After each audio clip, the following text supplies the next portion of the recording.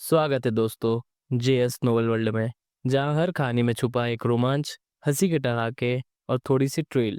तो तैयार हो जाइए, क्योंकि अब शुरू होने वाला है एक नया किस्सा जो आपको ले जाएगा हंसी और रोमांच से भरी इस दुनिया में।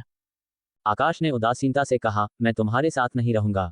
आस्था का उत्साहित चेहरा जम गया। आपका मतलब क्या है? क्या आपने मुझे यहाँ रहने के लिए नहीं कहा था? हाँ, तुम यहाँ रह सकती हो। फिर आप? मैं यहाँ नहीं रह रहा हूँ, मैं होटल में रुकूंगा। आस्था का दिल बैठ गया। आप मेरे साथ रहने के बजाय होटल में रहेंगे? हमारे लिए एक साथ रहना असुविधाजनक है। आंखों में आंसू भरकर आस्था ने श्रीमती वर्मा की ओर देखा। आंटी जी, रहने देते हैं। मैं अस्पताल में ही ठीक हूँ। अगर मेरी वजह से आकाश होटल जाते हैं तो मुझे बहुत बुरा लगेगा। और मुझे डर है कि ज्यादा महिलाएं उनसे मिलने के बहाने ढूंढेंगी। श्रीमती वर्मा ने असंतोष दिखाते हुए कहा, आकाश, तुम कहीं प्रीति के साथ कुछ अनुचित करने के लिए तो होटल नहीं जा रहे हो? आकाश का चेहरा शांत था। आखिरकार वह मेरी औरत है, मैं उसके साथ जो भी करूं वह सामान्य है, इसमें छिपाने की क्या जरूरत है? ये कहकर उन्होंने श्रीमती वर्मा को नजरअंदाज किया और मुड़कर चले गए। विला के अंदर आस्था ईर्ष्या से तिलमिला उठी। वह रोते हुए श्रीमती वर्मा की बाहों में झूल गई। आंटी जी, प्रीति जानबूझकर मुझसे बदला ले रही होगी। जब मैंने उन्हें आकाश से अलग किया तो उसने रंजिश पाल ली होगी। इसलिए वह अब मुझे चिढ़ाने के लिए आकाश के साथ संबंध बना रही है। वह कितनी दुर्भावनापूर्ण है। जब वह आकाश के साथ वापस आई तो वह जानबूझकर उनका हाथ कसकर पकड़े हुए थी। आंटी जी, क्या वह फिर से गर्भवती हो गई तो क्या होगा? तब मेरा बच्चा सब कुछ खो देगा। श्रीमती वर्मा की आंखें गहरी थीं। वह महज एक गरीब लड़की है। अगर वह आकाश के साथ सो भी गई तो क्या हुआ? जब तक मैं यहाँ हूँ, वह चाहे जितने बच्चों को जन्म दे, मैं उन सबको उससे छीन सकती हूँ। इस जीवन में वह कभी कोई बच्चा पैदा नहीं कर पाएगी। आस्था ने असहाय भाव दिखाया। लेकिन आंटी जी, आकाश प्रीति की तरफ ज्यादा झुकाव दिखा रहे हैं। अगर वह सच में गर्भवती हो गई तो आकाश उसकी रक्षा करेंगे। तब आपको उस पर हाथ डालने का मौका भी नहीं मिलेगा। हम रहने देते हैं आंटी जी। मैं उससे और नहीं लड़ूंगी। अगर वह सच में गर्भवती है तो उसे जन्म देने दें। मेरे बच्चे को कोई तकलीफ नहीं होगी। ज्यादा से ज्यादा वर्मा परिवार की सारी संपत्ति प्रीति के बच्चे के हाथों में चली जाएगी। वह हम माँ बेटी को मिटा तो नहीं सकती है ना? उसके हर वाक्य के साथ श्रीमती वर्मा का चेहरा और ज्यादा काला पड़ गया। मैं कभी भी वर्मा परिवार की संपत्ति किसी और के हाथों में नहीं जाने दूंगी। वर्मा परिवार सिर्फ तुम्हारे पेट के बच्चे का है। लेकिन प्रीति का क्या? कोई क्या नहीं। जब उसने मुझे उकसाने और तुम्हें धमकाने की हिम्मत की है तो उसे मर जाना चाहिए। अगले दिन सुबह प्रीति क्लिनिक में व्यस्त थी और दोपहर को वह हरियाली अस्पताल की ओर गई। मीडिया द्वारा 2 कोमा के मरीजों पर रिपोर्टिंग के कारण अस्पताल में थोड़ी चर्चा थी और सामान्य से थोड़े ज्यादा मरीज आ रहे थे। सब कुछ उसकी योजना के अनुसार व्यवस्थित रूप से आगे बढ़ रहा था। एक मरीज के लिए थेरेपी पूरी करने के बाद प्रीति ने बाहर से खाना मंगवाया। खाते समय उसने अपने मोबाइल फोन पर आई एक खबर खोली और चौंक गई। प्रमोद की प्रेमिका मर चुकी थी। वह एक कार दुर्घटना में मर गई थी। खबर में बताया गया कि टक्कर मारने के बाद ड्राइवर घटनास्थल से भाग गया था और पुलिस उसकी तलाश कर रही थी। प्रीति को विश्वास नहीं हुआ कि यह कोई दुर्घटना थी। प्रमोद के साथ महिला के संबंध का खुलासा हुए अभी ज्यादा समय नहीं हुआ था और उसकी मौत हो गई। यह अत्यधिक संभावना थी कि आस्था और उसकी मां विमला ने ही साजिश रची होगी। प्रीति को अपने दिल में ठंडक महसूस हुई। विमला और आस्था और ज्यादा निर्मम होती जा रही थीं। आस्था अस्पताल। प्रमोद एक ठंडे शरीर के सामने खड़े थे। उनकी आंखें लाल थीं, दुख हावी था। उनकी पत्नी विमला उनके बगल में सिसक रही थी। उन्हें दिलासा देते हुए बोली, प्रमोद, खुद पर इतना सख्त मत होइए, आपने उसे बचाने की पूरी कोशिश की है। प्रमोद ने बेजान होकर उसे देखा। उसके मरने से तुम सबसे ज्यादा खुश नहीं हो। अब यहाँ मगरमच्छ के आंसू बहा रही हो। विमला ने प्रतिवाद किया, आप क्या कह रहे हैं? मैं उसकी मौत से कैसे खुश हो सकती हूँ? मैंने कभी उसकी मौत की कामना नहीं की। जब श्रीमती वर्मा ने उसे दूर भेजने का प्रस्ताव दिया था तो मैंने उनके लिए विनती की थी। मैं इतनी घटिया नहीं हूँ। प्रमोद ने उन्हें घूरते हुए कहा, तुम दयालु नहीं हो। हमारी शादी को दशकों हो गए हैं। मैं तुम्हें बहुत अच्छी तरह से जानता हूँ विमला। क्या तुमने ही कार दुर्घटना करवाई है? विमला अचानक रो पड़ी। प्रमोद, बोलते समय थोड़ी अंतरात्मा रखो। तुम मुझ पर अचानक ये बेबुनियाद आरोप लगा रहे हो। अगर मैं इतनी शक्तिशाली होती तो क्या मैं तुम्हें एक छात्रा के साथ धोखा करने देती? अगर तुम्हें लगता है कि मैंने दुर्घटना करवाई है तो जाओ पुलिस के पास। मैं बेगुनाह हूं और अपनी बेगुनाही साबित करने से नहीं डरती। उसे सुनकर प्रमोद का चेहरा थोड़ा नर्म पड़ गया। तुम्हें बेगुनाह होना चाहिए। मैं निश्चित रूप से बेगुनाह हूं। विमला ने आंसू पोंछे। आपको जल्द से जल्द उसके माता पिता को सूचित करना चाहिए। आपको बहुत कुछ समझाना पड़ेगा। प्रमोद की आंखों में आंसू आ गए। उसके कोई माता पिता नहीं है। उसकी माँ भी बीमारी से गुजर गई। विमला ने दयनीय चेहरा बनाया। पता चला कि बच्चा भी अभागा है। वह सचमुच दयनीय थी लेकिन मेहनती भी। प्रमोद ने कहा, मैंने उसे प्रायोजित किया, उसे कॉलेज में समर्थन दिया, इसीलिए वह मेरे साथ रही। प्रमोद का प्रेम पीड़ित रूप देखकर विमला चाहती थी कि वह अपने पति को भी मरवा दे। उसने सोचा कि उसने सबसे सही काम अपने पति की प्रेमिका को चुप कराना था। अब उसका पति तबाह था, उसे अत्यंत राहत महसूस हुई। उसका बेटा जल्द ही उसके हाथों में होगा। विमला ने स्नेहपूर्वक पूछा, प्रमोद, बच्चे का क्या? आप उसे कैसे पालने की योजना बना रहे हैं? प्रमोद ने यंत्रवत कहा, हाँ, बच्चे का क्या? उसे कैसे पाला जाए? विमला ने सहजता से जवाब दिया, मैं बच्चे को क्यों नहीं पालती? आपका बेटा मेरा भी बेटा है। मुझे हमेशा से बच्चे पसंद हैं और मुझे उन्हें पालने का अनुभव है। आप अपने काम में बहुत व्यस्त हैं। प्रमोद पूरे 2 मिनट तक घूरने के बाद जोर से हंसने लगे। हा हा हा हा, तुम उसे पालना चाहती हो? क्या तुम मुझे, प्रमोद को, मूर्ख समझती हो? विमला, ये जानते हुए कि मैं चालाक हूं, तुम मेरे बेटे को पालने का सुझाव देने की हिम्मत कैसे करती हो? तुम साफ तौर पर माँ बेटे से नफरत करती हो। अगर मैंने बच्चे को तुम्हारे पास छोड़ दिया तो 1 महीने के भीतर मेरा बेटा तुम्हारे हाथों भूखा मर जाएगा। मेरा बेटा कभी तुम्हारे द्वारा नहीं पाला जाएगा, उस विचार को जल्द से जल्द छोड़ दो। विमला का दिल धक से रह गया।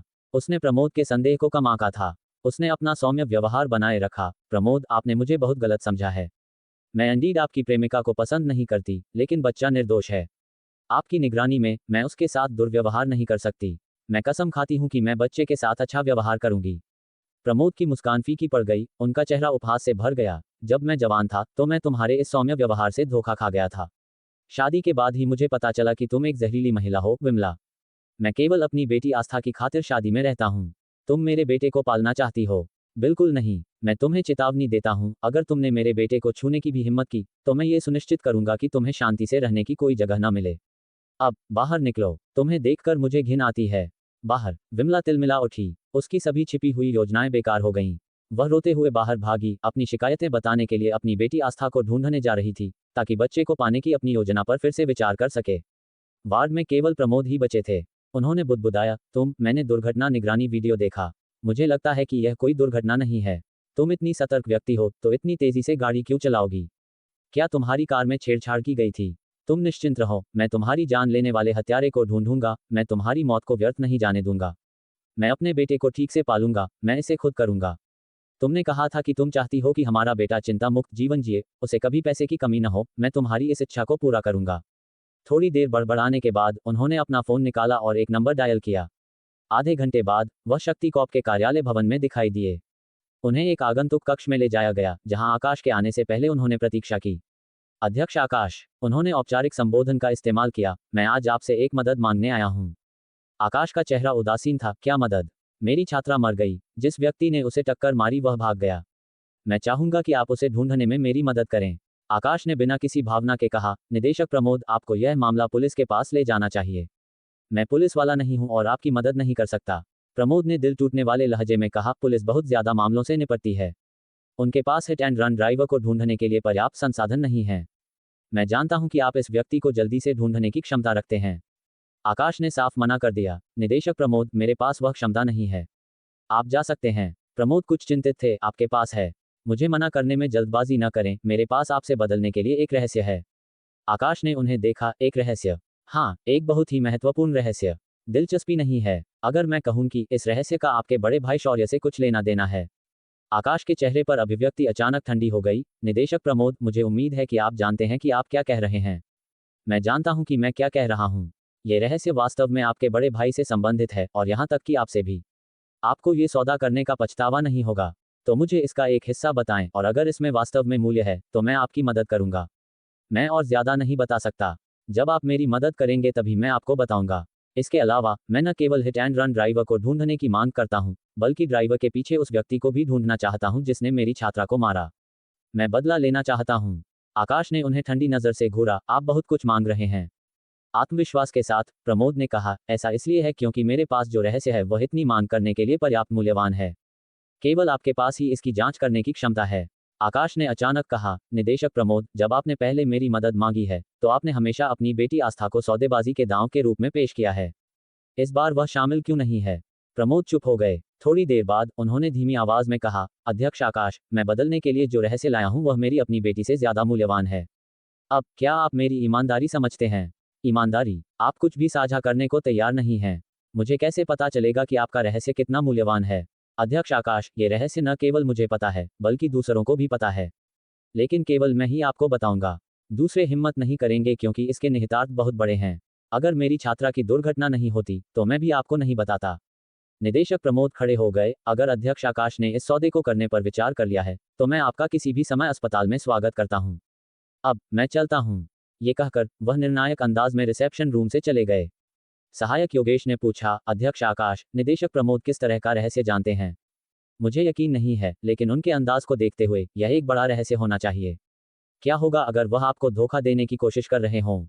आकाश उदासीन थे, उनका लहजा दृढ़ था। वह मुझे धोखा देने की हिम्मत नहीं करेंगे, वह सब कुछ दांव पर लगा रहे हैं। तो क्या आप उनकी मदद करेंगे? हाँ, योगेश चौंक गए। क्या आप सच में उनकी मदद करेंगे? तो आपने अभी मना क्यों कर दिया? क्योंकि बातचीत में अपने पत्ते बहुत जल्दी दिखाना समझदारी नहीं है, आकाश ने शांत भाव से कहा। उनका दिमाग उस रहस्य के विचारों से भरा था जिसका प्रमोद ने उल्लेख किया था।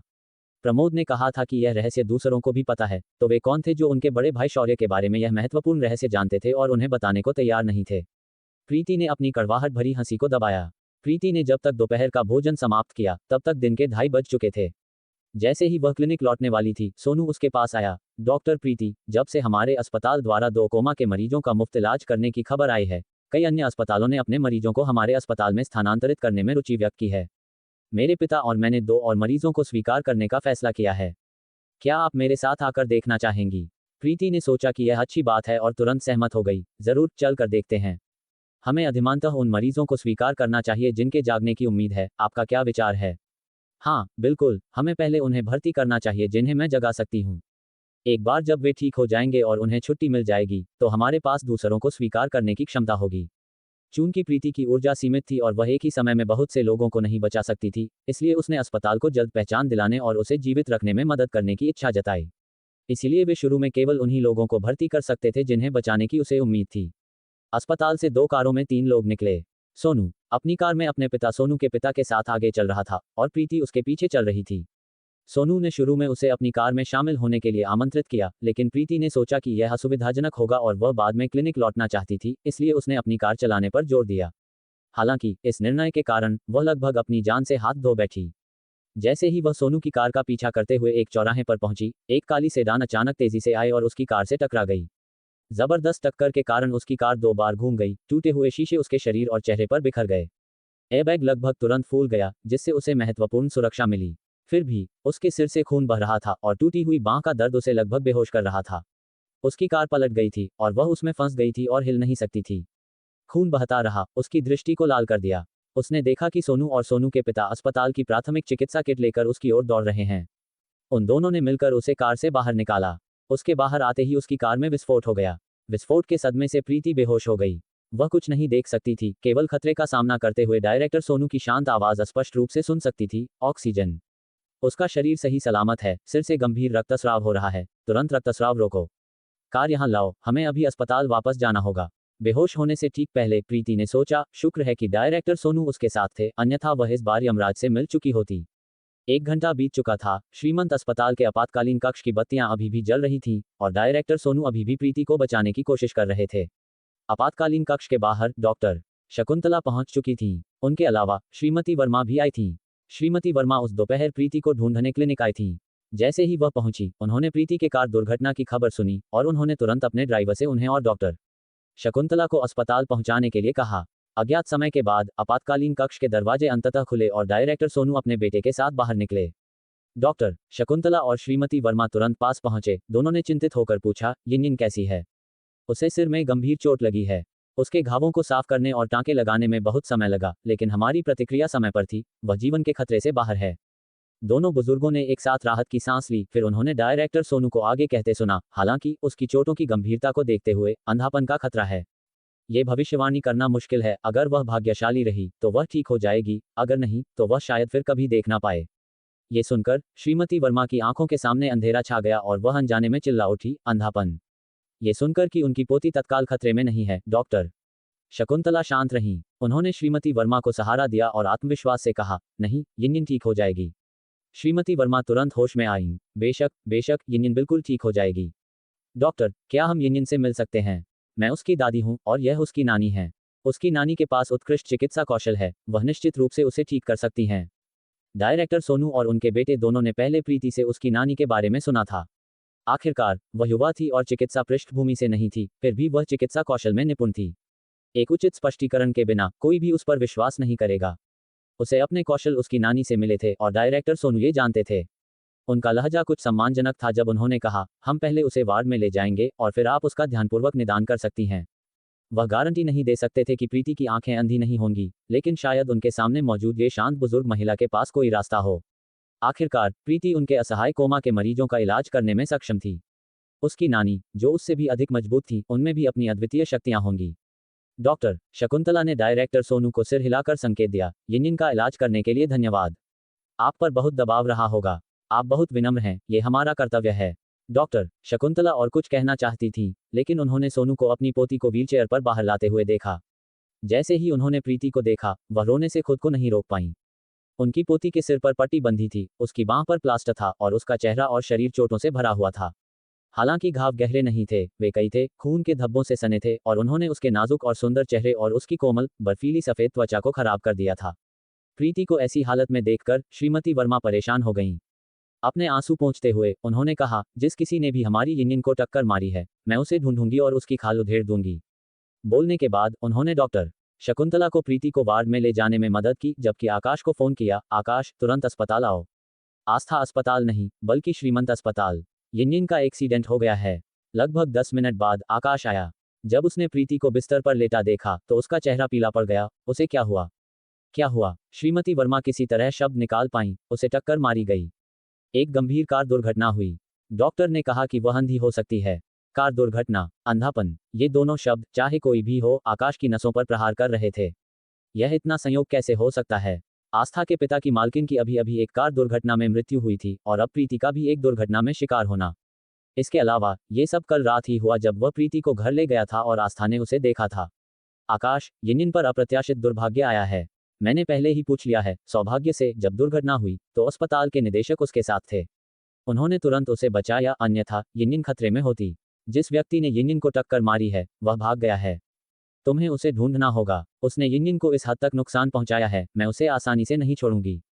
मुझे बताओ, ये हत्या से अलग कैसे है? शुक्र है यिन बाल बाल बच गई, अगर उसका भाग्य थोड़ा भी खराब होता तो वह। श्रीमती वर्मा जारी नहीं रख सकी। वह प्रीति के बगल में बैठ गईं, अपने आंसू पोंछती रहीं। लेकिन आकाश का दिल पहले से ही टुकड़ों में बंटा हुआ था, बहुत दर्द हो रहा था। इससे पहले उसे केवल तब दुख होता था जब उसने सपने में प्रीति को अपहरणकर्ताओं द्वारा मारे जाने का सपना देखा था। अब दर्द उसके सपने से हकीकत में आ गया था। वह कल रात ही कोमा के मरीजों का अथक इलाज कर रही थी, लेकिन आज वह बिस्तर पर बेजान पड़ी थी। उसका सिर मोटी पट्टियों में लिपटा हुआ था, एक मास्क ने उसके चेहरे को ढक रखा था, केवल एक कमजोर सांस का पता लगाया जा सकता था। ऑक्सीजन मास्क के नीचे चोटों से भरा चेहरा था। आकाश की आंखें धीरे धीरे लाल हो गईं। दादी, मैं उसे ढूंढूंगा जिसने उसे टक्कर मारी। बोलने के बाद वह मुड़ा और वार्ड से बाहर निकल गया। जो सहायक उसका पीछा कर रहा था, उसने उससे एक अभूतपूर्व गंभीर भाव महसूस किया, ये जानते हुए कि वह इस बार वास्तव में गुस्से में था। जिस व्यक्ति ने प्रीति को टक्कर मारी थी, वह बड़ी मुश्किल में पड़ने वाला था। रात गुजर गई। अगली सुबह प्रीति जाग गई। उसे सुस्ती महसूस हो रही थी, सिर में भयंकर दर्द था, उसके शरीर के विभिन्न हिस्सों में अलग अलग तीव्रता का दर्द हो रहा था। उसने आंखें खोली, केवल अंधेरा पाया। उसने सोचा कि जागने से उसकी दृष्टि धुंधली हो गई है, इसलिए उसने फिर से आंखें खोलने की कोशिश करने से पहले थोड़ी देर इंतजार किया। हालांकि अभी भी घोर अंधेरा था, बिल्कुल भी रोशनी नहीं थी। उसकी नानी की आश्चर्यचकित आवाज उसके कानों में गूंजी, यिन, तुम जाग गई। प्रीति सहज रूप से आवाज के स्रोत की ओर मुड़ी, नानी। हाँ, यह मैं हूँ। यिन, ये तुम्हारी नानी है। नानी, क्या मैं अपनी आंखों से देख नहीं सकती? हाँ, लेकिन चिंता मत करो, ये केवल अस्थायी है। कुछ दिनों के इलाज के बाद तुम्हारी नजर बहाल हो जाएगी। ओह, प्रीति शांत हो गई, फिर उसने अपनी नानी का हाथ पकड़ने के लिए हाथ बढ़ाया। नानी, क्या आप डर गई थीं? क्या समय हुआ है? क्या आपने खाना खाया? क्या आप सोई और आराम किया? डॉक्टर शकुंतला पूरी रात उसके पास थीं। हालांकि वह जानती थी कि उनकी पोती का जीवन खतरे में नहीं है, फिर भी वह बहुत परेशान थी, न खा सकी और न सो सकी। हालांकि प्रीति को चिंता से बचाने के लिए उन्होंने कहा, मैंने खा लिया है और मैं सो भी गई हूँ। मेरी चिंता मत करो, ज्यादा हिलना डुलना मत, तुम्हारी बांह टूट गई है। अगर तुम्हें कहीं भी असहजता महसूस हो तो मुझे तुरंत बताना, इसे सहन मत करना, ठीक है? मैं समझ गई, प्रीति ने कमजोर आवाज में जवाब दिया, अपनी नानी द्वारा पिलाया गया आधा गिलास पानी पिया और फिर झपकी में फिर से सो गई। जब वह फिर से जागी तो वार्ड में कई आगंतुक थे। वह कुछ नहीं देख सकती थी, उसे नहीं पता था कि क्या समय हुआ है या कौन आया था, वह केवल उनकी आवाज से लोगों को पहचान सकती थी। श्रीमती वर्मा यहाँ थी, आरुष भी थी और उसकी चचेरी बहन वान्या अपने बच्चों को भी लाई थी। हर कोई उसे सांत्वना दे रहा था और उसकी देखभाल करने के लिए भागदौड़ कर रहा था। प्रीति को अपने दिल में गर्मी महसूस हुई। थोड़ी देर बाद अपूर्व भी आया और वह उसके लिए फूलों का गुलदस्ता लाया। हालांकि वह फूल नहीं देख सकती थी, उसने ईमानदारी से उसे धन्यवाद दिया। अपूर्व उसकी अंधता देखकर चौंक गया, लेकिन जब उसकी नानी ने कहा कि यह केवल अस्थायी है, तो वह शांत हो गया। वह ज्यादा देर नहीं रुका और जल्द ही चला गया। आखिरकार वह सिर्फ प्रीति का बॉस था। भले ही वह प्रीति की देखभाल करना चाहता था, लेकिन हकीकत ने उसे ऐसा करने की अनुमति नहीं दी, उसे जाना पड़ा। अन्य लोग भी एक के बाद एक चले गए। वान्या क्लिनिक की निगरानी के लिए वापस चली गई और डॉक्टर शकुंतला को श्रीमती वर्मा ने अगले वार्ड में आराम करने के लिए खींच लिया।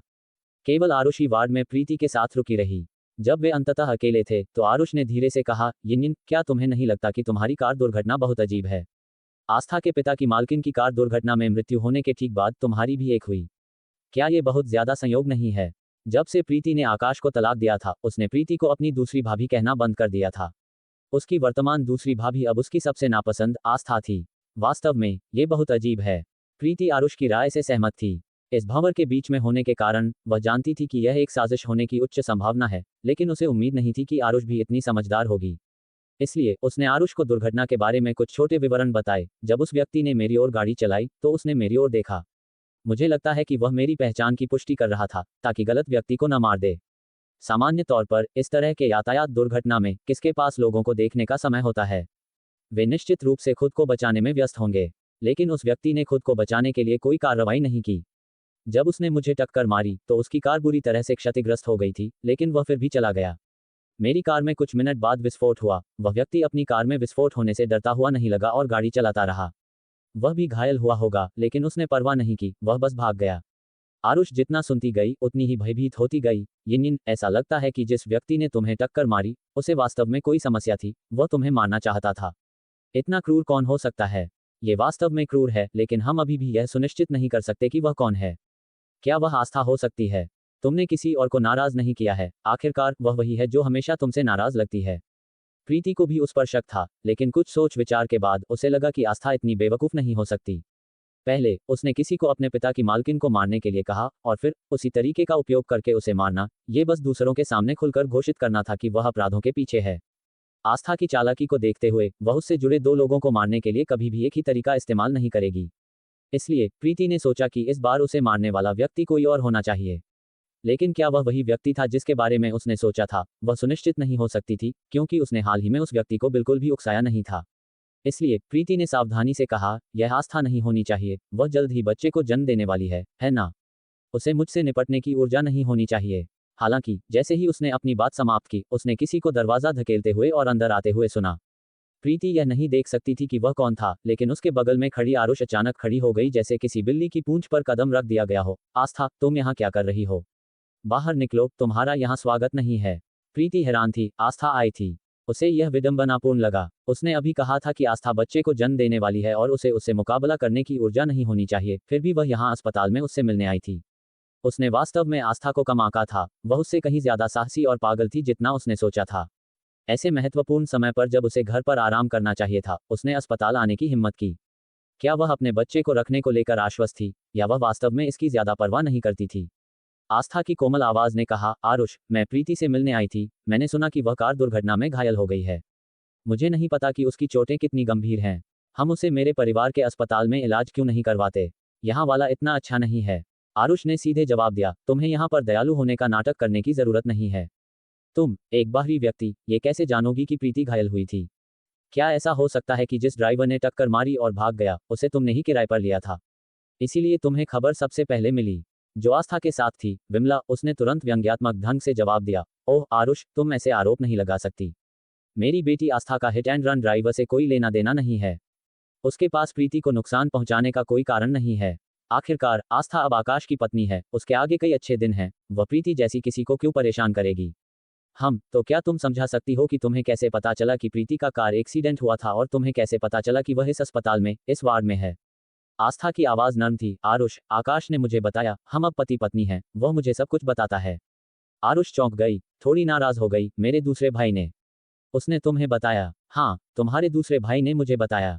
आस्था मुस्कुराई और फिर प्रीति की ओर मुड़ी। प्रीति, मैं तुमसे मिलने आई थी। तुम बोल क्यों नहीं रही हो? क्या तुम्हारी चोटें इतनी गंभीर हैं कि तुम बोल नहीं सकती? क्या तुम्हें मेरे लिए तुम्हारे लिए बेहतर डॉक्टर ढूंढने की जरूरत है?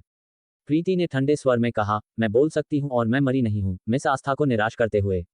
हालांकि मुझे नहीं लगता कि हमारे पास मिलने के लिए जरूरी रिश्ता है, इसलिए मुझे उम्मीद है कि तुम थोड़ी शर्म करोगी और मेरे वार्ड से चली जाओगी। प्रीति, विमला ने तेजी से चिल्लाया, अकृतज्ञ मत बनो। मेरी बेटी तुम्हारे पास बड़े पेट के साथ मिलने आई है, तुम्हें आभारी होना चाहिए। तुम में अभी भी मेरी बेटी को शर्म करने के लिए कहने की हिम्मत है, मुझे लगता है कि तुम्हें थोड़ी शर्म करनी चाहिए। हमें नहीं पता कि कल रात कौन आकाश को बहका रहा था, उसके घर का पीछा कर रहा था, और फिर मेरी बेटी द्वारा पकड़ा गया। एक विवाहित पुरुष के घर का पीछा करना, तुम में कितनी मोटी चमड़ी है। माँ, कृपया रुक जाओ। आस्था ने धीरे से उसे रोका, मैं प्रीति को दोष नहीं देती। मेरी वर्तमान स्थिति के साथ मेरे लिए आकाश की देखभाल करना उपयुक्त नहीं है। क्या हमें प्रीति को धन्यवाद नहीं देना चाहिए अगर वह ऐसा करने में सक्षम है? क्या मैंने तुमसे लिफाफा तैयार करने के लिए नहीं कहा था? कृपया उसे दे दो। प्रीति, तुम्हारी कड़ी मेहनत के लिए धन्यवाद। एक व्यंग्यात्मक मुस्कान के साथ विमला ने सीधे प्रीति पर एक लिफाफा फेंक दिया। ये वर्मा परिवार की छोटी बहू की ओर से एक उपहार है। तुम सिर्फ एक बिस्तर के किनारे की नौकरानी हो। एक बार जब आकाश तुमसे काम ले लेगा तो तुम बेकार हो। बगल में खड़ी आरुष व्यावहारिक रूप से गुस्से से आग बबूला हो रही थी। वह आखिरकार समझ गई, यह माँ और बेटी की जोड़ी जानबूझकर दूसरों को गुस्सा दिलाने आई थी। उसने लिफाफा लिया और उसे विमला के चेहरे पर दे मारा। तुम्हारे लिफाफे की किसे परवाह है? एक महिला जिसने दूसरे की जगह हड़प ली, वर्मा परिवार की छोटी बहू का खिताब लेने के लिए काफी निर्लज है। तुम अपने गर्भ में पल रहे बच्चे के लिए भी कोई अच्छा काम नहीं करती हो, इतनी नीच और निर्लजता से काम करती हो। क्या तुम्हें कर्म का डर नहीं है? इस समय प्रीति को थोड़ी राहत मिली कि उसकी चोट उसकी आंखों में थी, न कि उसके गले में, इसलिए वह अभी भी स्पष्ट रूप से कोसने में सक्षम थी। मिस आस्था, क्या ऐसा हो सकता है कि तुम मुझसे ईर्ष्या करती हो? आखिरकार तुम बिस्तर के किनारे की नौकरानी भी नहीं बन सकी। तुम्हें लगता है कि एक लिफाफा मुझे अपमानित कर सकता है? तुम गलत हो, तुम ही हो जिसका अपमान हो रहा है। क्योंकि तुम इतनी बेकार हो कि तुम एक आदमी का दिल नहीं जीत सकती, तुम्हें पुष्टि के लिए मेरे पास एक घायल व्यक्ति के पास आना पड़ा। कितनी दयनीय। वैसे अगर तुम किसी पुरुष की सेवा करना चाहती हो, वह तुम पर है, मैं वह नहीं करती। तुम नीच हो, इसलिए तुम मानती हो कि दूसरे भी तुम्हारी तरह नीच हैं। कल रात यह आकाश था जिसने मेरी देखभाल की, न कि इसके विपरीत। क्या तुम समझती हो? तुम शायद नहीं समझती। आखिरकार तुम्हारे दिमाग में पुरुषों की सेवा महिलाओं द्वारा की जानी चाहिए। और तुम एक आदमी को रखने के लिए घिनौने साधनों का सहारा लेती हो, जैसे तुम्हारे गर्भ में पल रहा बच्चा जिसका स्रोत अज्ञात है। इन आखिरी शब्दों को सुनकर आस्था का चेहरा काफी बदल गया, उसकी आवाज भी बदल गई। प्रीति, तुम क्या बकवास कर रही हो? विमला का चेहरा भी सख्त हो गया। प्रीति को घूरने के अलावा वह एक भी शब्द नहीं बना सकी। वह बस यह नहीं समझ पाई कि प्रीति को उसकी बेटी के अजन्मे बच्चे के साथ समस्या के बारे में कैसे पता चला। यहाँ तक कि आरुष, जो बगल में थी, उसका रंग बदल गया। वह प्रीति के चरित्र से बहुत परिचित थी। अगर प्रीति निश्चित नहीं होती, तो वह कभी भी बच्चे के अज्ञात स्रोत के बारे में कुछ नहीं कहती। वह खुद को आस्था के स्पष्ट रूप से गर्भवती पेट को देखने से नहीं रोक पाए। आस्था, तुम इतनी घबरा क्यों रही हो? क्या इस बच्चे के स्रोत में वास्तव में कोई समस्या है? हालांकि आस्था ने जल्दी से खुद को संभाला। एक कोमल मुस्कान उसके चेहरे पर लौट आए। आरुष, तुम अभी भी इतनी भोली हो। कोई भी जो कुछ भी कहता है तुम मान लेती हो। मेरे बच्चे में कोई समस्या नहीं है, यह आकाश और चाची द्वारा पुष्टि की गई है। क्या तुम्हें लगता है कि वे दोनों मूर्ख हैं? आरुष ने उपहास किया। चाची मूर्ख हैं या नहीं, मुझे नहीं पता। लेकिन मुझे यकीन है कि मेरा दूसरा भाई है। उसे निश्चित रूप से गधे ने सिर पर लात मारी होगी और उसका दिमाग खराब हो गया होगा, अन्यथा वह तुमसे शादी क्यों करता? क्या ये सही नहीं है, भाभी? उसने भाभी शब्दों पर जोर दिया। अतीत में जब शौर्य जीवित था तो वह इसी तरह आस्था को संदर्भित करती थी। जैसा कि उम्मीद थी, इस शीर्षक को सुनकर आस्था ने जो मुस्कान जबरदस्ती लाई थी, वह उसके चेहरे पर जम गई। अपनी बेटी के कठोर अभिव्यक्ति को देखकर विमला तुरंत खड़ी हो गई। आरुष, तुम्हें नाम लेना बंद कर देना चाहिए। अब जब आस्था ने तुम्हारे दूसरे भाई से शादी कर ली है, तो तुम्हें उसे अपनी दूसरी भाभी के रूप में संबोधित करना चाहिए। यह मत सोचो कि सिर्फ इसलिए कि तुम वर्मा परिवार की छोटी बहू हो, हम तुमसे डरेंगे। मेरी बेटी के बच्चे में कोई समस्या कैसे हो सकती है? वह वर्मा परिवार का भविष्य का उत्तराधिकारी है और तुम्हारा रक्त भतीजा जिस पर तुम्हें भरोसा करना चाहिए और उसका सम्मान करना चाहिए। अब जब तुम हमारा साथ नहीं दे रही हो बल्कि प्रीति के साथ खड़ी हो, तो तुम ही हो जो वास्तव में मूर्ख हो। आरुष ने कटाक्ष किया। किसने कहा कि यह बच्चा निश्चित रूप से वर्मा परिवार का भविष्य का वारिस बनने जा रहा है? मेरे दूसरे भाई के अन्य बच्चे भी हो सकते हैं जो इससे अधिक असाधारण, परिवार को विरासत में लेने के लिए अधिक योग्य हों। विमला ने इतराते हुए घोषणा की। बेशक, ये श्रीमती वर्मा ने कहा है। उन्होंने पहले ही वादा कर दिया है कि मेरी बेटी के पेट में पल रहा बच्चा भविष्य में निश्चित रूप से वर्मा परिवार का उत्तराधिकारी होगा। आरुष भौहें चढ़ाए बिना न रह सकी। सच में? क्या बड़ी चाची ने सच में ऐसा कहा? बेशक, ये सच है। ये ठीक नहीं लगता। बड़ी चाची इतनी मनमानी करने वाली इंसान नहीं है। बच्चा अभी पैदा नहीं हुआ है और उन्होंने पहले ही उसे वारिस घोषित कर दिया है। क्या वह सच में इस अजन्मे बच्चे से इतना प्यार करती हैं? उसका बदला हुआ रवैया देखकर विमला और भी अधिक विजयी हो गई। ये वर्मा परिवार का पहला पोता है, बेशक तुम्हारी बड़ी चाची उससे प्यार करती हैं। इसलिए मेरा सुझाव है कि तुम प्रीति से जल्दी संबंध तोड़ लो और हमसे जुड़ जाओ। तुम बच्चे की बुआ हो। अगर भविष्य में तुम्हें कोई कठिनाई आती है तो क्या तुम अपने भतीजे पर निर्भर नहीं रहोगी कि वह तुम्हारी मदद करे? प्रीति तुम्हारे लिए क्या कर सकती है? वह जिस तरह दिखती है, मुझे डर है कि वह अंधी है ना? ऐसा लगता है कि वह कुछ भी देखने में असमर्थ है। क्या कार दुर्घटना ने उसकी दृष्टि छीन ली? छे छे छे, कितनी दयनीय है। आस्था ने भी पहले प्रीति की आंखों पर ध्यान दिया था। हालांकि उसकी आंखें खुली थी, उसने उनकी दिशा में बिल्कुल भी नहीं देखा था। उसकी आंखों में कोई चमक नहीं थी और वह ठीक से ध्यान केंद्रित भी नहीं कर पा रही थी। ये सचमुच ऐसा लग रहा था जैसे वह अंधी हो।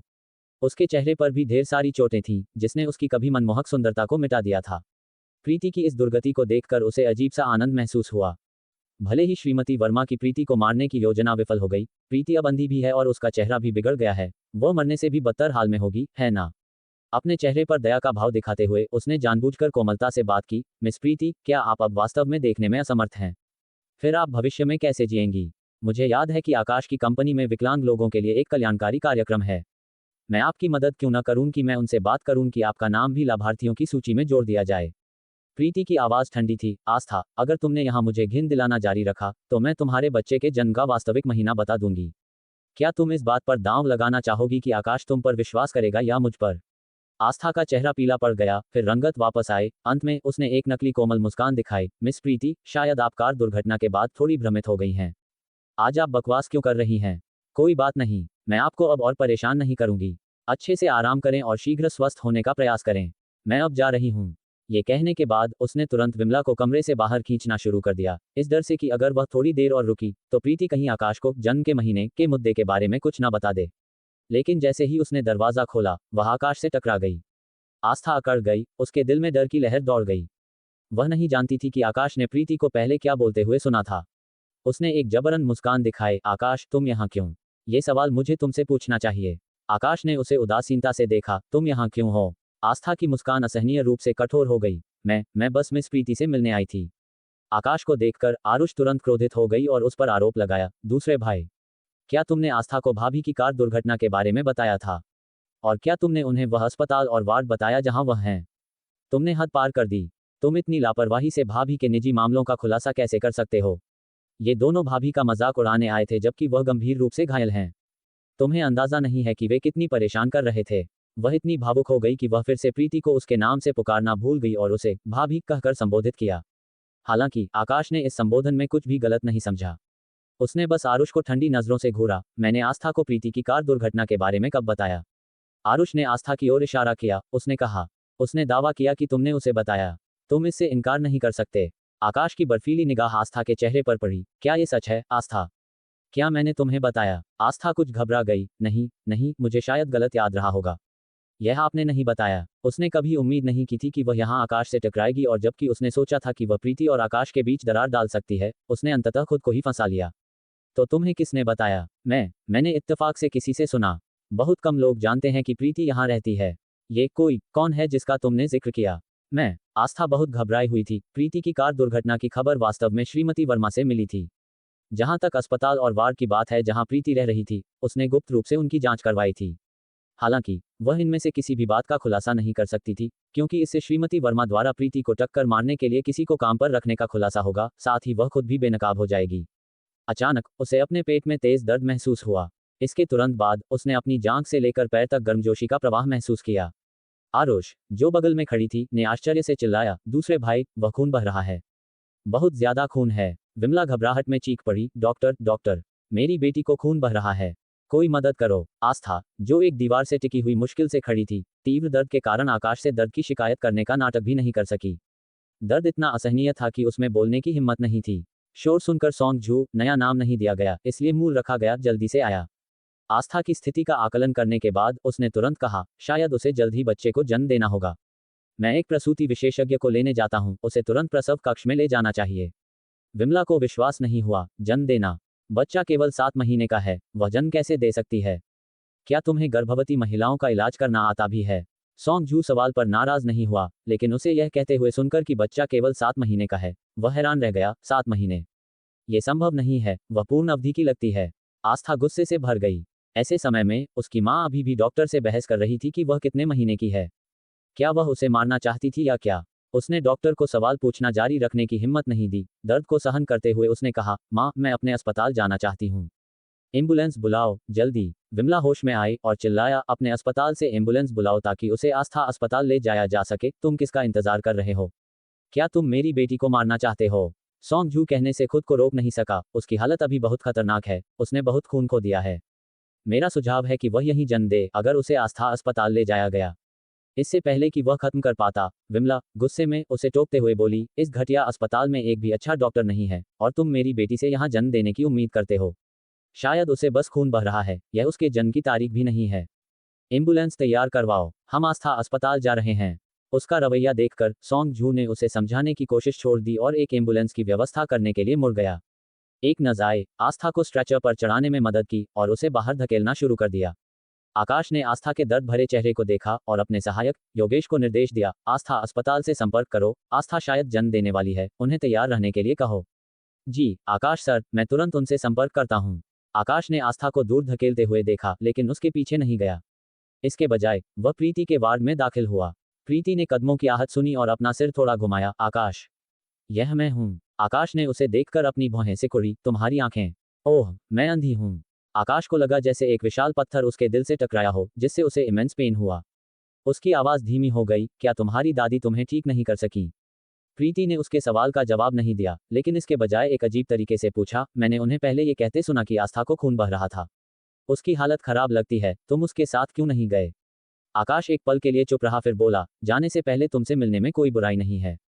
मैं डॉक्टर नहीं हूँ, मैं अभी उसकी मदद नहीं कर सकता। लेकिन तुम पहले उसके पास रुका करते थे, भले ही तुम मदद न कर पाते। वह तब था और यह अब है। मैं पहले उसकी मौत से डरता था, लेकिन अब मुझे पता है कि वह नहीं मरेगी, इसलिए मुझे अब पहरा देने की जरूरत नहीं है। आकाश ने उदासीनता से बात की, लेकिन प्रीति पर उसकी निगाहें छुपे हुए दर्द वाली थीं। उसकी आंखें अब भी सुंदर थीं, लेकिन उन्होंने अपनी जीवंतता खो दी थी और उनकी सामान्य जीवंत ऊर्जा की कमी थी। खुद को रोक नहीं पाए, आरुष ने फिर से पूछा, दूसरे भाई, क्या तुमने सच में आस्था को प्रीति की कार दुर्घटना और अस्पताल में भर्ती होने के बारे में नहीं बताया था? आकाश की ठंडी निगाह उस पर पड़ी। क्या तुम बुद्धिरहित हो? मैं उसे वह क्यों बताऊंगा? क्या मुझे मुसीबत खड़ी करने में मजा आता है? उससे डरकर डांट खाने के बाद आरुष थोड़ी पीछे हट गई। उसे सवाल करने की उसकी हिम्मत पूरी तरह से गायब हो गई। उसने अपना सिर नीचे कर लिया, आकाश की निगाहों से बचते हुए, मैं ही बुद्धिरहित क्यों हूं? आस्था ही थी जिसने ये सब कहा। ये सब इतना असली लगा, मुझे कैसे पता चलता कि वह इतनी हद तक झूठ बोलेगी? तुम बस बहुत भोली हो। क्या तुम हर बात पर विश्वास कर लेती हो जो वह कहती है? क्या तुम में परखने की क्षमता की कमी है? आरुष ने अपना सिर और भी नीचे झुका लिया, लेकिन अगर तुमने नहीं बताया तो और किसने बताया होगा? इस बार आकाश ने उसे डांटा नहीं, क्योंकि उसके दिल में एक जवाब था, एक ऐसा जवाब जिसे वह प्रीति के सामने प्रकट नहीं कर सकता था। कहीं वह उससे नफरत करने लगे। प्रीति को टक्कर मारने वाला ड्राइवर पहले ही उसके हाथ लग चुका था। इस घटना के पीछे के मास्टरमाइंड को भी उसने पहचान लिया था।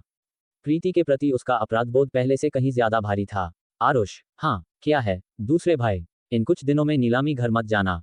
आरुष भ्रमित होकर बातचीत में इस छलांग को समझ नहीं पाई। क्यों? यहीं रहो और प्रीति के अस्पताल से डिस्चार्ज होने तक उसकी देखभाल करो। लेकिन क्या ये जरूरी नहीं है? दादी यहाँ है और प्रीति की दादी भी। मुझे एक आगामी नीलामी की तैयारी करनी है। तैयारी स्थगित कर दो। क्या तुम हमेशा देवपुर में नंबर 1 नीलामी घर बनने के लिए विस्तार नहीं करना चाहती थी? मैं तुम्हें फंड दूंगा। आरुष उत्साहित हो गई, सच में? मुझे कम से कम 1 अरब की फंडिंग चाहिए। हाँ, मैं 1 अरब की फंडिंग दूंगा। ये कहकर आकाश मुड़ा और वार्ड से बाहर चला गया। आरुष ने खुशी से उसे आवाज दी, धन्यवाद दूसरे भाई। चिल्लाने के बाद उसने दरवाजा बंद कर दिया और बिस्तर की ओर भागी, प्रीति का हाथ पकड़कर। प्रीति, दूसरे भाई सिर्फ इसलिए 1 अरब का निवेश कर रहे हैं ताकि मैं तुम्हारी देखभाल करूं। मैं तुम्हारे भाग्य से लाभ उठा रही हूं। प्रीति एक कड़वी मुस्कान देने में सफल रही। वह अपने दिल पर छाए भाव को ठीक से बयां नहीं कर सकी। ऐसा लग रहा था जैसे आकाश इस इशारे से उसे मुआवजा देने की कोशिश कर रहा था। लेकिन वह उसे किस बात का मुआवजा दे रहा था? तलाक का? या क्या उसने पता लगा लिया था कि कार दुर्घटना के पीछे का मास्टरमाइंड उसकी अपनी मां श्रीमती वर्मा थी? और जहां तक आरुष की बात है, जिसे आकाश ने अभी अभी फंडिंग का वादा किया था, उसने पहले ही अपनी आस्तीन ऊपर कर ली थी और प्रीति की देखभाल करना शुरू कर दिया था। उसने एक तौलिया उठाया, उसे गीला किया और प्रीति के शरीर को साफ करना शुरू कर दिया। जैसे ही वह सफाई कर रही थी, वह प्रीति से पूछना नहीं भूली, प्रीति, आस्था के बच्चे को क्या हुआ है? तुमने पहले कभी इसका जिक्र क्यों नहीं किया? मैंने पहले इसका जिक्र नहीं किया क्योंकि मुझे केवल संदेह था और मैं अभी तक निश्चित नहीं थी। अब ये पुष्टि हो गई है, उसके बच्चे में वास्तव में कुछ गड़बड़ है। क्या गड़बड़ है? वह जो बच्चा पाल रही है, वह आकाश का होने की संभावना नहीं है। क्या? आरुष चकित थी, बच्चा दूसरे भाई का नहीं है? क्या वह जानता है? ऐसा लगता है कि उसे अभी भी नहीं पता। आरुष वहीं खड़ी सदमे में थी। दूसरे भाई थोड़े दयनीय लगते हैं। उन्हें हमेशा से विश्वास था कि बच्चा उनका है। यही कारण है कि उन्होंने तुम्हें तलाक दिया और आस्था से शादी की। आज ऐसा नहीं लगता कि वह आस्था को इतना पसंद भी करते हैं। अजीब, प्रीति को भी यही महसूस हो रहा था। लेकिन पहले उसने सोचा था कि आकाश आस्था की इतनी परवाह करता था कि वह सब कुछ छोड़ने को तैयार था। उसने अपनी खुशी से ऊपर उसकी खुशी को भी प्राथमिकता दी। लेकिन आज, जब आस्था को इतना भयंकर रक्तस्राव हो रहा था और वह गंभीर हालत में थी, तो वह तुरंत आस्था अस्पताल जाने के लिए एम्बुलेंस के पीछे नहीं गया। आस्था अस्पताल। कई चिकित्सा दुर्घटनाओं के उजागर होने और अस्पताल निदेशक के अफवाह घोटाले के फैलने के कारण अस्पताल में शायद ही कोई मरीज आ रहा था जिससे यह वीरान और उदासी महसूस हो रहा था। प्रसव कक्ष के बाहर श्रीमती वर्मा गुस्से से आग बबूला थी। श्रीमती विमला, मैं बस थोड़ी देर के लिए घर गई थी और तुमने आस्था को चुपके से बाहर निकाल लिया। क्या तुम पागल हो गई हो? क्या तुम उसकी वर्तमान स्थिति नहीं जानती? मैं तुम्हें बता रही हूं, अगर बच्चे को कुछ हुआ तो मैं तुम्हें कभी नहीं छोड़ूंगी। विमला की आंखों से आंसू बह रहे थे। मैंने सोचा था कि चून की आस्था पहले से ही अपनी गर्भावस्था के अंतिम चरणों में थी और बच्चा काफी स्थिर था, कुछ नहीं होगा। मुझे इसकी उम्मीद नहीं थी। श्रीमती वर्मा इतनी गुस्से में थी कि वह उसे थप्पड़ मार सकती थी। उन्होंने गुस्से में कहा, तुमने सोचा? तुम्हारे सोचने से क्या फायदा? क्या तुम वास्तव में आस्था की माँ हो? तुम उसकी अच्छी देखभाल क्यों नहीं कर सकती, इसके बजाय हमेशा मुसीबत की तलाश में रहती हो? विमला लगातार अपने आंसू पोंछती रही, नर्म और असहाय। ये सब मेरी गलती है, मैंने आस्था को बहुत बिगाड़ दिया। उसने कहा कि वह थोड़ी ताज़ी हवा लेना चाहती है और मैं सहमत हो गई। अगर मुझे पता होता कि ऐसा होगा तो मैं निश्चित रूप से उसे रोक देती। ताज़ी हवा? तुम उसे कहाँ ले गई थी जिससे समय से पहले जन्म हो सकता था? क्या तुम उसे मारना चाहती थी? अचानक आकाश ने उदासीनता से बात की। वह आस्था को प्रीति को देखने के लिए ले गई थी, शायद ये देखने के लिए कि कार से टक्कर लगने के बाद प्रीति कैसी दिखती है। माँ, क्या आप जानती हैं कि आस्था को किसने बताया कि प्रीति को कार से टक्कर लगी थी? श्रीमती वर्मा पूरी तरह से जम गईं। उन्हें होश में आने में थोड़ा समय लगा। प्रीति को कार से टक्कर लगी थी? आपको नहीं पता था? मैंने सोचा था कि आपने ही आस्था को बताया होगा। मुझे कैसे पता चलेगा? मैं प्रीति की गतिविधियों पर नजर नहीं रखती। और अगर मुझे पता भी होता कि उसे कार से टक्कर लगी है, तो मैं आस्था को नहीं बताती। श्रीमती वर्मा का चेहरा पीला पड़ गया। उन्होंने कभी उम्मीद नहीं की थी कि आस्था प्रीति का मजाक उड़ाने जाने का विरोध नहीं कर पाएगी। अगर उन्हें पता होता, तो उन्होंने आस्था को प्रीति को टक्कर मारने के लिए किसी को काम पर रखने की अपनी योजना के बारे में नहीं बताया होता। अब आस्था भारी रक्तस्राव के बाद गंभीर हालत में थी। जब तक उसे अस्पताल लाया गया, वह अचेत थी और बच्चे का जीवन भी खतरे में था। वह भी अभी विमला को दोष दे रही थी, लेकिन उन्होंने कभी नहीं सोचा था कि वह खुद ही आस्था की दुर्घटना का मूल कारण होंगी। उनका चेहरा अधिक से अधिक निस्तेज होता देखकर आकाश ने शांति से कहा, मैंने भी सोचा था कि आप आस्था को इस बारे में नहीं बताएंगी। उनकी तीव्र प्रतिद्वंद्विता को देखते हुए, पिछली बार जब प्रीति गर्भवती थी, आस्था सीधे अस्पताल में उससे मुकाबला करने भागी थी, जिससे गर्भपात का खतरा मोल लिया। इस बार कार दुर्घटना के बाद प्रीति की जान सांस के साथ टिकी हुई थी। आस्था इस नाटक को कैसे छोड़ सकती थी? वह निश्चित रूप से इसे अपनी आंखों से देखने जाती। तो जिस व्यक्ति ने आस्था को प्रीति की दुर्घटना के बारे में सूचित किया, उसका मतलब नुकसान पहुंचाना था। इस व्यक्ति ने लगभग आस्था को मार ही डाला। क्या आपको ऐसा नहीं लगता? श्रीमती वर्मा असहज दिखी, बड़बड़ाते हुए, शायद। आकाश की बातें सुनकर विमला अचानक श्रीमती वर्मा की ओर मुड़ी। उसे अचानक ये समझ आया कि उसकी बेटी के भारी रक्तस्राव का असली खलनायक श्रीमती वर्मा थी। श्रीमती वर्मा को प्रीति को कार से टक्कर मारने के लिए किसी को काम पर रखने के लिए यही नाजुक समय चुनना पड़ा। अगर इसका अंत प्रीति की मौत में हुआ होता तो ठीक था, लेकिन जिस व्यक्ति को उन्होंने काम पर रखा था वह भरोसेमंद नहीं था। भले ही प्रीति गंभीर रूप से घायल और अंधी थी, वह अभी भी जीवित थी। फिर श्रीमती वर्मा को आस्था को बताना पड़ा कि प्रीति बच गई लेकिन गंभीर रूप से घायल है। क्या यह आस्था के लिए एक जाल नहीं था? आस्था के चरित्र को देखते हुए, एक बार जब उसने सुना कि प्रीति गंभीर रूप से घायल है, तो वह निश्चित रूप से अपनी आंखों से देखने के आग्रह का विरोध नहीं कर पाई होगी। विमला के दिल में असंतोष की भावना पैदा हुई, जो उसकी आंखों में स्पष्ट रूप से झलक रही थी। उसके विरोधी रुख को देखकर श्रीमती वर्मा झल्लाकर बोली, तुम मुझे इस तरह क्यों देख रही हो? इस मामले का मुझसे कोई लेना देना नहीं है। ये सब तुम्हारी गलती है कि तुमने आस्था की अच्छी देखभाल नहीं की, जिसके कारण ये बड़ी दुर्घटना हुई। विमला कुछ कहना चाहती थी, पर सामने आकाश को देखकर उसने सच्चाई जाहिर नहीं की। उसने सिर झुका लिया, जैसे श्रीमती वर्मा की डांट के लिए तैयार हो। यह मेरी गलती है, मैंने आस्था का ठीक से ध्यान नहीं रखा। पर अभी सबसे जरूरी है कि आस्था और बच्चा सुरक्षित रहें। क्या मैं अंदर जाकर उसे देख सकती हूँ? रुको, तुम्हें अंदर जाने की इजाजत नहीं है। श्रीमती वर्मा ने साफ मना कर दिया। अंदर आस्था और बच्चे को बचाने की कोशिश हो रही है। तुम अंदर जाकर क्या करोगी? बस हंगामा। तुम कोई मदद नहीं कर सकती। वह इस समय सबसे ज्यादा चिंतित थी, लेकिन डॉक्टर के काम में बाधा डालने के डर से डिलीवरी रूम में जाने की हिम्मत नहीं कर रही थी। अगर आस्था सामान्य रूप से बच्चे को जन्म दे रही होती, तो वे उसके साथ जा सकते थे, पर अब स्थिति अलग थी। एक अनंत काल जैसा महसूस होने के बाद डिलीवरी रूम का दरवाजा आखिरकार खुला। एक नर्स सबसे पहले बाहर आई, जिसने रोते हुए शिशु को गोद में लिया हुआ था। हालांकि वह समय से पहले हुआ था, नर्स की गोद में नवजात शिशु पूर्ण अवधि के बच्चे जैसा था और उसकी रोने की आवाज बहुत तेज और दमदार थी। श्रीमती वर्मा के आंसू छलक पड़े। क्या यह मेरा पोता है? नर्स ने मुस्कुराते हुए कहा। श्रीमती वर्मा, बधाई हो, यह आपका पोता है। हालांकि यह समय से पहले हुआ है, बच्चे का गर्भ में अच्छा पोषण हुआ है। इसका वजन लगभग 3.5 किलो है। एकदम स्वस्थ। श्रीमती वर्मा फूट फूट कर रो पड़ी। भगवान ने सुन ली, मेरा पोता इतना जीवंत और स्वस्थ है। जल्दी से मुझे दो, मुझे इसे थोड़ी देर गोद में लेने दो। नर्स ने बच्चे को उन्हें सौंप दिया, लेकिन साथ ही कहा, श्रीमती वर्मा, बच्चा समय से पहले हुआ है और डॉक्टरों ने सलाह दी है कि उसे कुछ दिनों के लिए इंक्यूबेटर में रखा जाए। क्या आप इसकी व्यवस्था करेंगी? व्यवस्था? हाँ, बिल्कुल व्यवस्था करो। अभी के अभी व्यवस्था करो, इसे वहीं रहने दो। तो कृपया मेरे साथ चलें।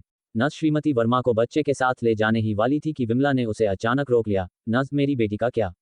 मेरी बेटी कैसी है? क्या वह ठीक है? कुमारी आस्था का बहुत खून बह गया है, उसे अभी भी बचाया जा रहा है। कृपया थोड़ा और इंतजार करें। विमला का चेहरा अचानक पीला पड़ गया और नर्स की बांह पकड़े हुए उसका हाथ ढीला पड़ गया। उसने देखा कि श्रीमती वर्मा बच्चे को लेकर नर्स के साथ चली गई। फिर उसने अपना चेहरा ढांक लिया और फूट फूट कर रोने लगी। मेरी बेचारी बेटी, तुम्हें ठीक होना ही होगा। अगर तुम्हें कुछ हुआ तो मैं जी नहीं पाऊंगी। आकाश ने शुरू से अंत तक बच्चे की तरफ देखा भी नहीं। इस समय उसने रोती हुई विमला को पूरी तरह नजरअंदाज किया, डिलीवरी रूम का दरवाजा खोला और अंदर चला गया। जैसे ही वह अंदर गया, वहां मौजूद एक नर्स ने उसे रोका। अध्यक्ष आकाश, आप अंदर नहीं आ सकते। डिलीवरी रूम के बीच में अभी भी एक दरवाजा था। आकाश अंदर नहीं देख सकता था कि क्या हो रहा है। उसका दिल बेचैन होने लगा। आस्था कैसी है? उसे अभी भी बचाया जा रहा है। उसे कुछ नहीं होना चाहिए। शायद उसकी आवाज सुनकर एक डॉक्टर पास आया। अध्यक्ष आकाश, निश्चिंत रहें, जब तक पर्याप्त खून मिलता रहेगा, कुमारी आस्था ठीक हो जाएगी। गंभीर रक्तस्राव के अलावा उसे कोई और समस्या नहीं है। उसे यहाँ लाने में थोड़ी देर हो गई थी, बहुत समय बर्बाद हो गया। तभी आकाश ने राहत की सांस ली। आस्था अस्पताल शीर्ष निजी अस्पताल होने के कारण उसके पास पर्याप्त ब्लड बैंक है। आस्था को रक्त चढ़ाने में कोई समस्या नहीं होगी। वह डिलीवरी रूम से बाहर निकला और गलियारे में लौट आया। अगर आस्था ठीक है तो अपने बड़े भाई के प्रति उसका अपराधबोध थोड़ा कम हो सकता है। अगर आस्था को कुछ होता है तो उसे शक है कि वह अपनी बाकी जिंदगी आत्मघृणा और अपराधबोध में जिएगा। उसे अंदर जाकर जल्दी बाहर आते देख विमला ने पूछे बिना नहीं रह सकी, आकाश, क्या तुमने आस्था को देखा? नहीं। आकाश ने उसकी सूजी हुई लाल आंखों को देखा और शांति से जवाब दिया, लेकिन डॉक्टर ने कहा कि वह ठीक हो जाएगी। विमला रोई और अपने हाथों को जोड़कर हर तरफ सिर झुकाती रही। हे भगवान का शुक्र है, सभी देवताओं का धन्यवाद। अच्छा हुआ मेरी आस्था ठीक है। उसने तो मेरी जान ही निकाल दी थी। अपनी बेटी से इतना प्यार दिखाने के बावजूद आकाश यह नहीं समझ पाया कि उसने प्रीति के कमरे में आस्था का साथ क्यों दिया। भले ही आस्था वहां जाने पर अड़ी थी, पर उसे एक मां होने के नाते उसे रोकना चाहिए था। उसने उसे इस तरह की अराजकता में क्यों शामिल होने दिया? इसके अलावा क्या आस्था प्रीति पर बहुत ज्यादा ध्यान नहीं दे रही थी? ये 2 बार हो चुका है। अपने पेट में पल रहे बच्चे की सुरक्षा की परवाह किए बिना वह प्रीति से उलझने चली गई। क्या प्रीति से लड़ना उसके लिए भ्रूण की रक्षा करने से ज्यादा जरूरी था? ऐसा लगता है कि वह इस बच्चे से उतना प्यार नहीं करती जितना वह दिखाती है। विमला रोना खत्म करके आखिरकार याद आया कि आकाश उसके बगल में खड़ा है। उसने जल्दी से अपने आंसू पोंछे और उत्सुकता से कहा, आकाश, आस्था ने तुम्हारे लिए एक बेटे को जन्म देने के लिए अपनी जान जोखिम में डाली है। तुम्हें भविष्य में उसके साथ अच्छा व्यवहार करना होगा। तुम्हें उसके साथ ज्यादा समय बिताना होगा, समझते हो? आकाश ने उदासीनता से जवाब दिया, वर्मा परिवार उसे किसी चीज की कमी नहीं होने देगा। वह जो कुछ भी चाहती है, मेरी माँ उसे पूरा करेगी। जब से श्रीमती वर्मा को पता चला कि आस्था गर्भवती है, तब से उन्होंने आस्था को पहले ही कई मूल्यवान उपहार दिए हैं। उपहारों का संयुक्त मूल्य अरबों से अधिक है, जिसमें उसके भाई द्वारा छोड़ी गई अरबों की संपत्ति शामिल नहीं है। अरे, मैं श्रीमती वर्मा की बात नहीं कर रही हूँ, मैं तुम्हारी बात कर रही हूँ। तुम भी जानते हो, आस्था तुम्हें सच में पसंद करती है। तुम्हें उसे निराश नहीं करना चाहिए। वह सचमुच दुनिया की सबसे अच्छी लड़की है। कहीं आकाश का दिल फिर से प्रीति की तरफ न चला जाए। विमला ने तुरंत जोर दिया, अब आस्था ने तुम्हारे लिए एक बेटे को जन्म दिया है, तुम अगली बार एक बेटी पा सकते हो। इस तरह तुम्हारा परिवार पूरा हो जाएगा। ये कितना अच्छा होगा। आकाश ने ठंडी निगाह से उसे घूरा। उसका अभी अभी प्रसव के कारण भारी रक्तस्राव हुआ है और वह मुश्किल से मौत से बची है। फिर भी तुम पहले ही उसके लिए एक और बच्चे की योजना बना रही हो। क्या तुम्हें अपनी बेटी की बिल्कुल भी परवाह नहीं है? क्या तुम सच में उसकी जन्म देने वाली माँ हो? विमला का चेहरा एक पल के लिए जम गया। बेशक वह अपनी बेटी की परवाह करती थी, लेकिन वह आकाश से ज्यादा जानती थी। श्रीमती वर्मा की गोद में जो बच्चा था, वह आकाश का था ही नहीं। अगर उसे कभी इसके बारे में पता चला तो वह निश्चित रूप से नाराज होगा, यहाँ तक कि उसकी बेटी को तलाक देने की धमकी भी दे सकता है। लेकिन अगर उसका और उसकी बेटी का अपना बच्चा हो जाए तो बात बहुत आसान हो जाएगी। तलाक लेना इतना आसान नहीं होगा। यही असली कारण था कि वह अपनी बेटी के लिए दूसरे बच्चे की जल्दी कर रही थी। लेकिन उसने यह अनुमान नहीं लगाया था कि उसकी इस जल्दी पर आकाश सवाल उठाएगा। खुशकिस्मती से इस क्षण डिलीवरी रूम का दरवाजा फिर से खुला और डॉक्टर बाहर आया। विमला तेजी से उसके पास पहुंची। निदेशक चेतन, अब मेरी बेटी कैसी है?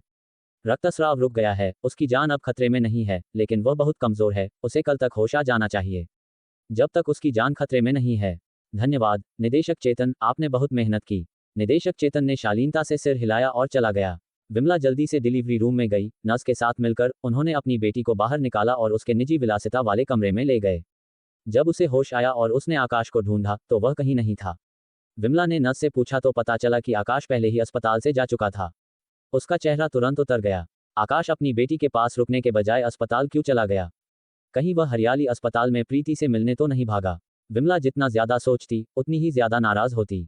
उसकी नजरों में आकाश अब उसकी बेटी का आदमी है। अगर वह किसी और महिला से मिलने की हिम्मत करता है तो यह एक गंभीर समस्या है। उसने अपना मोबाइल फोन निकाला, अपने अंगरक्षक को फोन किया और उसे आकाश का पीछा करने और पता लगाने को कहा कि वह कहाँ जा रहा है।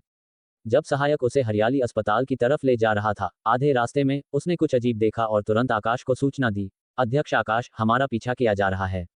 जासूसी। आकाश को यह हास्यास्पद लगा। कौन उसका पीछा करने की हिम्मत कर रहा था? उसे आश्चर्य हुआ कि कौन मूर्ख ऐसा कर रहा होगा। उसने शांति से निर्देश दिया, पहले पीछे आ रही कार को चकमा दो। चंद्र को फोन करो, उसे उस कार को रोकने और जांचने के लिए कहो कि मेरा पीछा कौन कर रहा है। जी। उसके सहायक ने तुरंत चंद्र को फोन किया और स्थिति समझाई। फिर उसने शांत होकर पीछा करने वाली कार को चकमा देना शुरू कर दिया। चंद्र के आने तक सहायक पीछा करने वाले वाहन से पीछा छुड़ा चुका था और हरियाली अस्पताल की तरफ गाड़ी चलाना जारी रखा। आकाश ने वास्तव में उसका पीछा करने वाली कार की ज्यादा परवाह नहीं की। उसका मूड बहुत खराब था और वह प्रीति को टक्कर मारने वाले ड्राइवर के टुकड़े टुकड़े करना चाहता था। हालांकि केवल ड्राइवर से निपटना लक्षणों का इलाज करना था, जड़ का नहीं। वह जिसने सच में प्रीति को मरवाना चाहा वह उसकी मां श्रीमती वर्मा थी। पहली बार उसे लगा कि स्थिति की जटिलता उसकी संभालने की क्षमता से ज्यादा है। स्थिति उसके नियंत्रण से बाहर होती जा रही थी और प्रीति के करीब जाने के रास्ते में और भी ज्यादा बाधाएं थीं।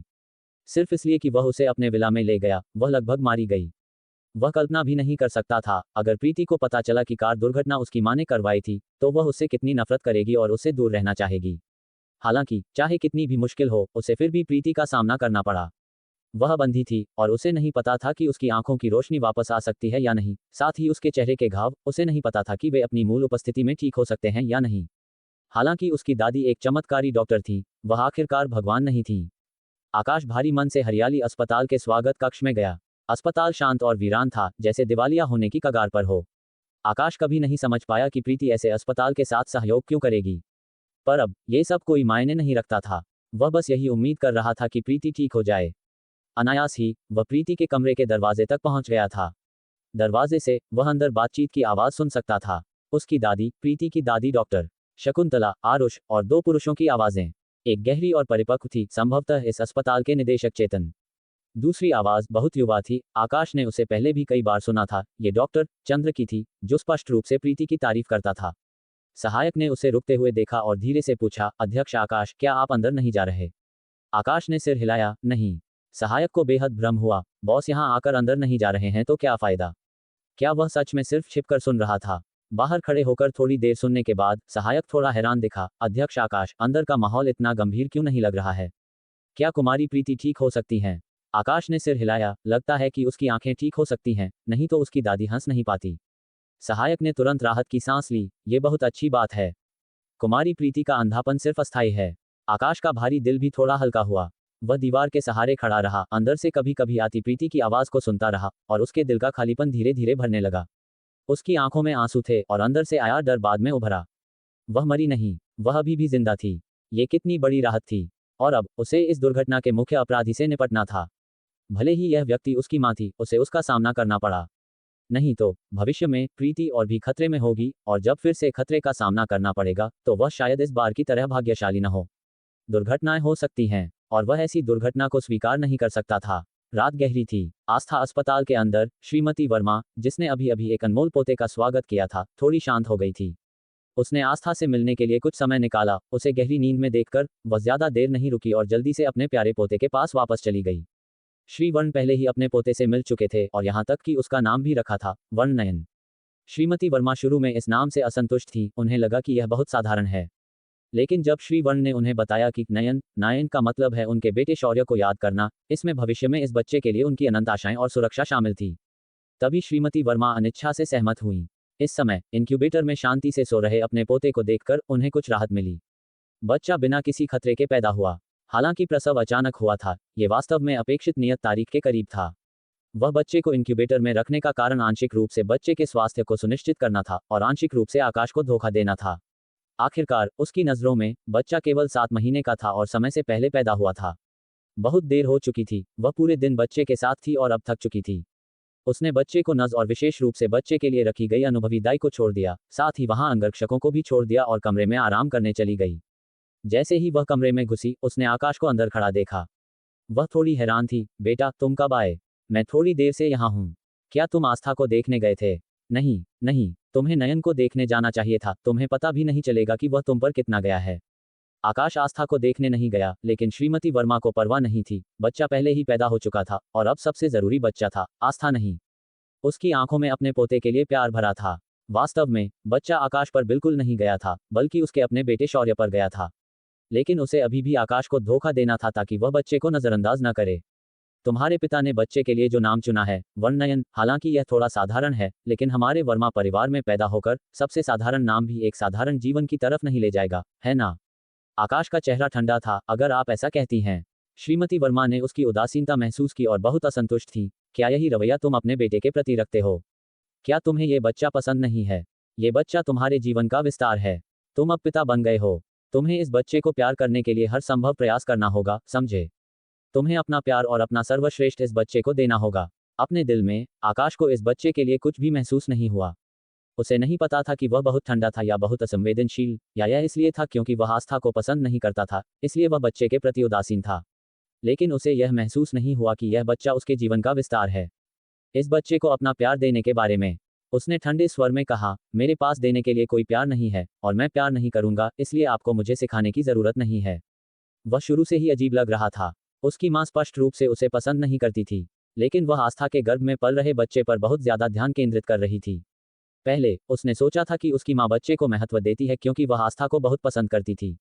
लेकिन आज जब आस्था भारी रक्तस्राव के कारण गंभीर स्थिति में थी, तो वह सिर्फ बच्चे के लिए चिंतित दिखी। जैसे ही बच्चा पैदा हुआ, वह तुरंत उसके पीछे लग गई और आस्था की परवाह नहीं की। इसकी तुलना में विमला को अपनी बेटी की सुरक्षा की ज्यादा परवाह थी और वह बिना निकले डिलीवरी रूम के बाहर रुकी रही। पता चला कि उसकी मां वास्तव में इस बच्चे से ज्यादा प्यार करती थी। शायद वह आस्था को इतना पसंद नहीं करती थी, लेकिन फिर भी यह अनुचित था। अगर उसकी मां उसे पसंद नहीं करती थी, तो वह उसके बच्चे को कैसे पसंद कर सकती थी? आकाश ने ठंडी निगाह से अपनी मां को देखा और उसमें अपनी असंतुष्टि देखी। आकाश, मैं तुम्हारी जैविक मां हूं, क्या मैं तुमसे बात भी नहीं कर सकती? अगर तुम्हें प्यार करना नहीं आता, तो प्यार करना सीखो। ये बच्चा तुम्हारा बच्चा है। अगर तुम भी इससे प्यार नहीं करोगे, तो तुम किससे उम्मीद करते हो कि वह इससे प्यार करेगा? आप? श्रीमती वर्मा थोड़ी अकड़ गईं। आप मुझसे कैसे उम्मीद कर सकते हैं कि मैं फैसले लूंगी? आप बच्चे के पिता हैं, मैं सिर्फ दादी हूं।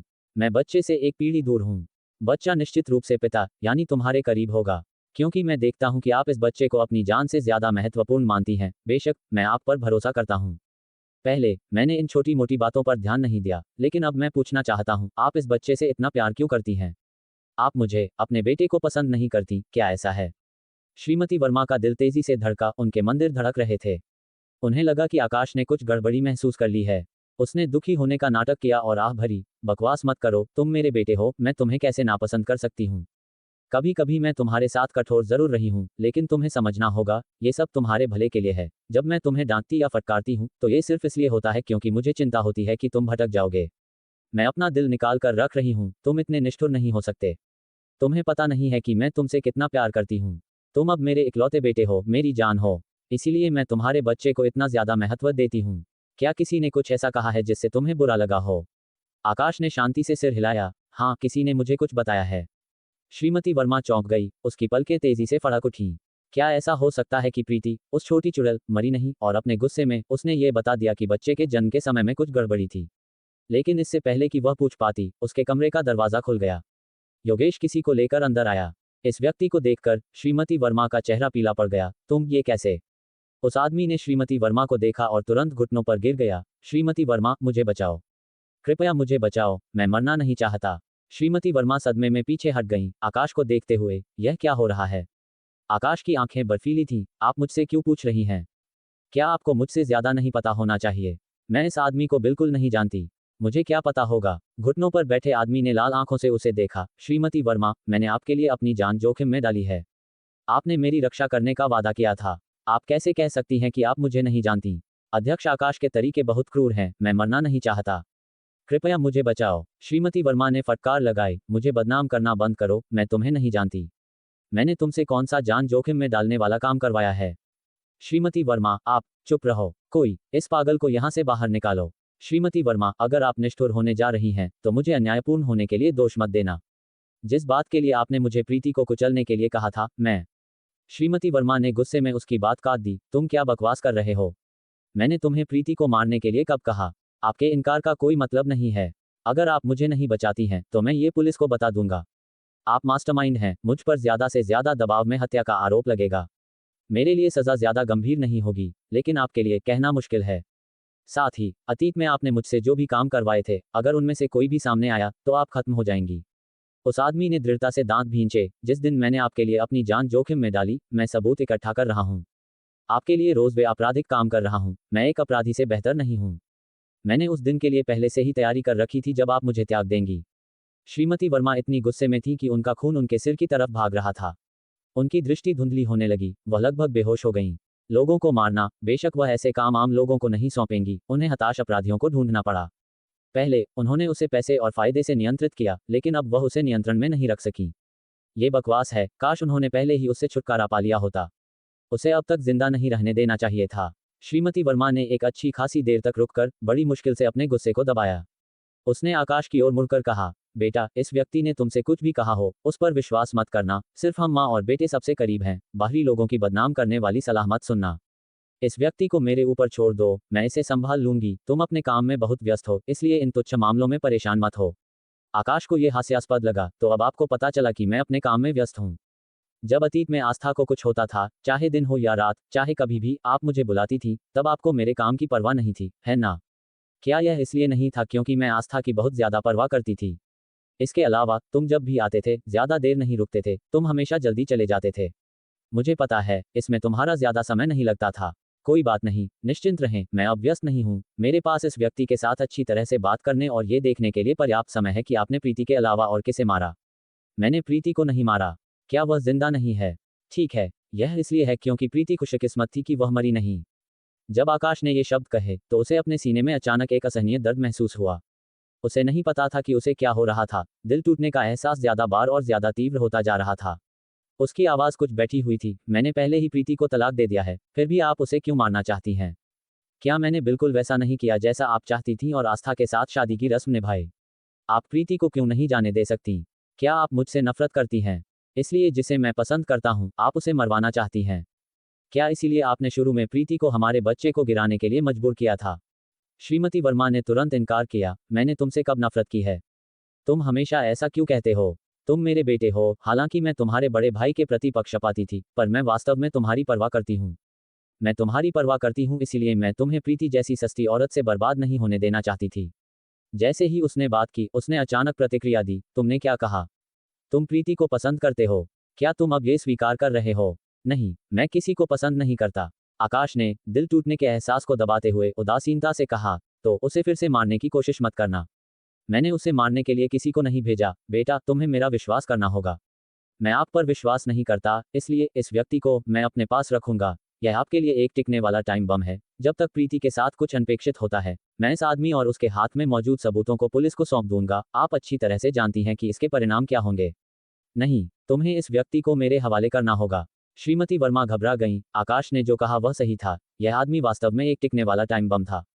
अगर यह बम आकाश के हाथों में रहा तो उसे हमेशा इस बात की चिंता करनी पड़ेगी कि यह बम फट जाएगा, जो कुछ भी उसके पास है उसे नष्ट कर देगा। उसे अभी अभी एक पोता हुआ है, उसे पालना है और उसे वर्मा परिवार की हर चीज का वारिस बनाना है। वह बीच रास्ते में किसी भी दुर्घटना को कैसे होने दे सकती थी? हालांकि आकाश ने उसकी घबराहट पर कोई ध्यान नहीं दिया। उसने लापरवाही से कहा, आपको अगले कुछ सालों तक घर पर ही रहना चाहिए। आप अपने पोते से बहुत प्यार करती हैं, है ना? तो बस घर पर ही उसका ध्यान रखें। श्रीमती वर्मा गुस्से और बेचैनी दोनों में थी। तुम्हारा क्या मतलब है? क्या तुम मुझे नजरबंद कर रहे हो? हमेशा माता पिता अपने बच्चों को नजरबंद करते हैं। मैंने कभी नहीं सुना कि कोई बच्चा अपनी माँ को नजरबंद करे।